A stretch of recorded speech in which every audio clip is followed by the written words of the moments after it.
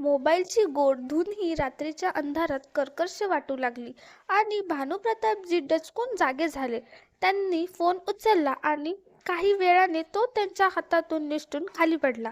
ते स्वतः झाडासारखे कोसळले आणि अंथरुणावर बेशुद्ध पडले. त्यांच्या पत्नी कौशल्याजी घाबरून गेल्या. त्यांनी त्यांना हलवत जाग करण्याचा प्रयत्न केला. घरातल्या नोकराला ओढून हाक मारली, पण तो गाढ झोपलेला होता. तेव्हा त्या स्वतः जाऊन त्याला जागं केलं आणि शेजाऱ्यांकडून मदत मागण्यास सांगितलं. घाईघाईत भानुप्रतापजींना रुग्णालयात नेण्यात आलं.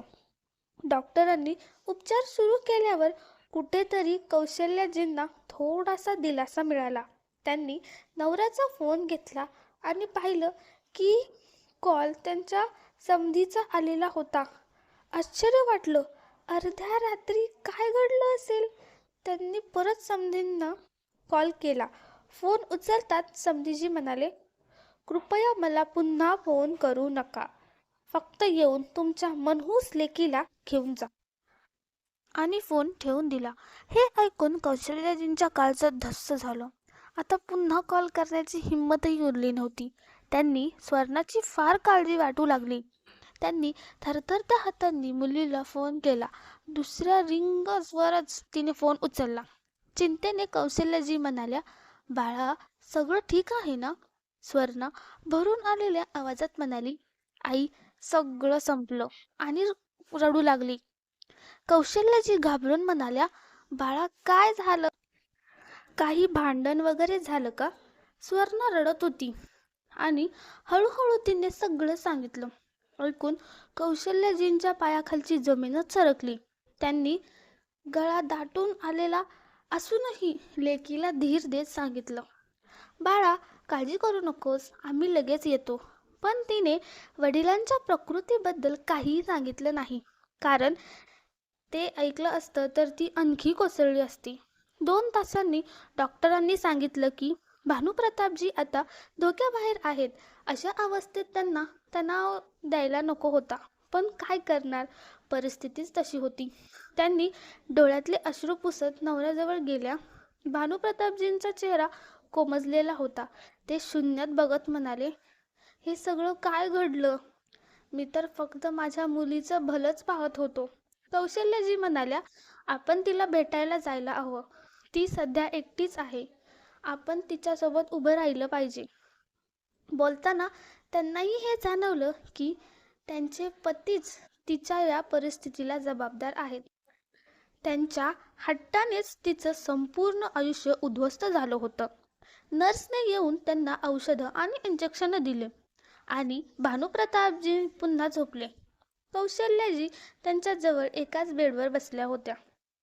थोड्याच वेळात पहाट होणार होती, पण त्यांच्या मुलीच्या आयुष्यात कायमचा अंधार पसरलेला होता. आजपासून 1 वर्षापूर्वीचं दृश्य त्यांच्या डोळ्यासमोर आलं.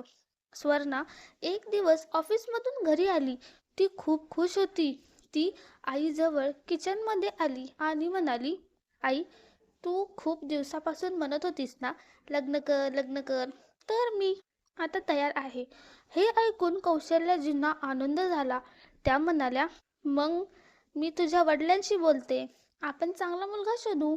तेव्हा स्वर्णा थोडीशी संकोचात म्हणाली, आई, मला आमच्या ऑफिसमध्ये काम करणारा आकाश खूपच आवडतो.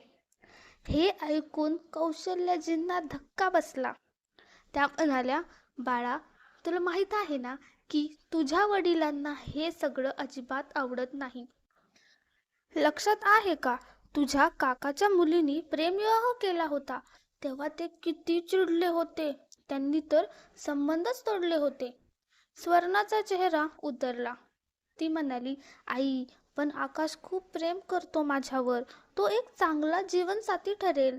तिचं बोलणं संपायच्या आधीच मागून भानुप्रतापजींचा कडक आवाज आला, माझ्या घरात हे सगळा तमाशा चालणार नाही. जर तू काही चुकीचं पाऊल उचललंस तर तुझ्या वडिलांना तू कायमचं गमावशील. हे ऐकून स्वर्णा हादरून गेली. तिने खूप समजावलं, पण ते म्हणाले, जर तू आकाशशी लग्न केलंस तर मला कायमचं विसर. कौशल्यांनीही सुन्न झाल्या. स्वर्णा प्रेमात होती. आकाश तिच्यावर खूप प्रेम करायचा. पण शेवटी तिने वडिलांच्या पुढ्यात फोन उचलून आकाशला म्हणावंच लागलं, आकाश, तू मला विसर. पप्पांनी आपलं प्रेम मान्य केलं नाही. आपण एकत्र येऊ शकत नाही. फोन ठेवताच आकाश तडफडला. भानुप्रतापजींना लगेच मुलीचं लग्न ठरवण्याचा निर्णय घेतला. त्यांना वाटलं, जर उशीर केला तर मुलगी परत आकाशकडे जाईल. एका मित्रामार्फत प्रभात नावाचं स्थळ मिळालं. प्रभात लंडनमध्ये आई वडिलांसोबत राहत होता आणि लग्नानंतर लगेच स्वर्णाला तिकडे घेऊन जाणार होता. भानुप्रतापजींना हे स्थळ खूपच आवडलं. त्यांची प्रतिष्ठा वाढणार होती. त्यांनी घाईघाईत लग्न लावून दिलं. फक्त 2 महिन्यातच स्वर्णाचं लग्न झालं. विदाईच्या वेळी ती अगदी शून्य भावनेने उभी होती. ना हसत होती ना रडत होती. जणू कोणीतरी ओझं स्वतःवरून उतरत होती. लग्नानंतर ती लंडनला गेली. तिथे तिचं फक्त शरीर होतं. मन आधीच कोणी दुसरीकडे झालं होतं. प्रभातने तिला स्पर्शही केला नव्हता, त्यामुळे तिला त्रास नव्हता. पण हळूहळू तिला कळलं की प्रभात आशय आहे. म्हणजे अनेक गर्लफ्रेंड्स, उशिरा घरी येणं, संपर्क. जेव्हा तिने सासऱ्यांना सांगितलं तेव्हा ते म्हणाले, मुलं असं करतातच. नंतर कळालं की प्रभातला एड्स झाला होता. त्यांची तब्येत खालावली आणि काल रात्रीच तो वारला. त्याचे वडील संतापले आणि भानुप्रतापजींना फोन करून म्हणाले, तुमची मनूस मुलगी इथे नको. तिच्यामुळेच माझ्या मुलाचा मृत्यू झाला. भानुप्रतापजींना काही माहीत नव्हतं, पण कौशल्यजींना स्वर्णाकडून ऐकलेलं होतं. रुग्णालयातून घरी आल्यावर कौशल्यजींनी सर्व काही पतीला सांगितलं. त्यांना फार मोठा धक्का बसला. त्यांनी स्वतः प्रतिष्ठेसाठी मुलीचं आयुष्य उद्ध्वस्त केलं होतं. थोड्याच दिवसात त्यांनी स्वर्णाला भारतात परत आणलं. पण तिला आता कोणतीही गोष्ट चांगली वाटत नव्हती. तिच्या मनात फक्त एकच प्रश्न होता, पप्पांनी असं का केलं? एक संध्याकाळी ती रूममध्ये शांत पडून होती. तेवढ्यात दार वाजलं. ती पाहते तर समोर आकाश. तिला धक्काच बसला.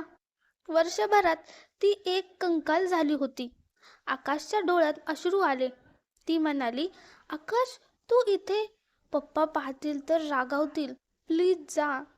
तेवढ्यात मागून भानुप्रतापजी म्हणाले, नाही बाळा, मी नाही रागवणार. मी खूप मोठी चूक केली. आता मी तुमच्या प्रेमामध्ये अडथळा येणार नाही. आजपासून तू आकाशची आहेस. लवकरच तुमचं लग्न धूमधडाक्यात लावू. हे ऐकून स्वर्णा धावत जाऊन वडिलांना मिठी मारते आणि रडू लागते.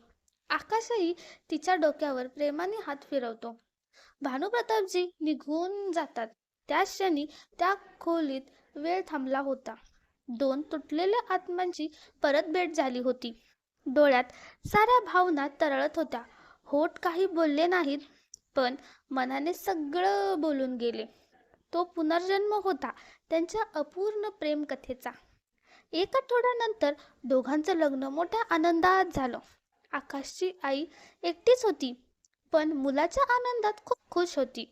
संदेश: मित्रांनो, आयुष्यात प्रतिष्ठा आणि परंपरा महत्त्वाच्या आहेत, पण त्यापेक्षाही अधिक महत्त्वाचं आहे आपल्या माणसाचं सुख समजून घेणं. समाजाच्या भीतीने आपण कधी मुलांच्या निर्णयाकडे दुर्लक्ष करतो, पण हाच हट्ट त्यांच्या आयुष्यातील सगळ्यात मोठा दुःखद क्षण ठरू शकतो. म्हणून वेळेत नात्यांना समजून घ्या. प्रेमाला चुकीचं समजू नका. जर आपण आपल्या मुलांवर विश्वास ठेवला तर ते कधीच आपली लाज वाटू देणार नाहीत. जर तुम्हाला ही कहाणी आवडली असेल तर कमेंट करा आणि अशाच गोष्टी पाहण्यासाठी ट्रू स्टोरी चॅनलला सबस्क्राईब करायला विसरू नका. धन्यवाद. Thanks for watching.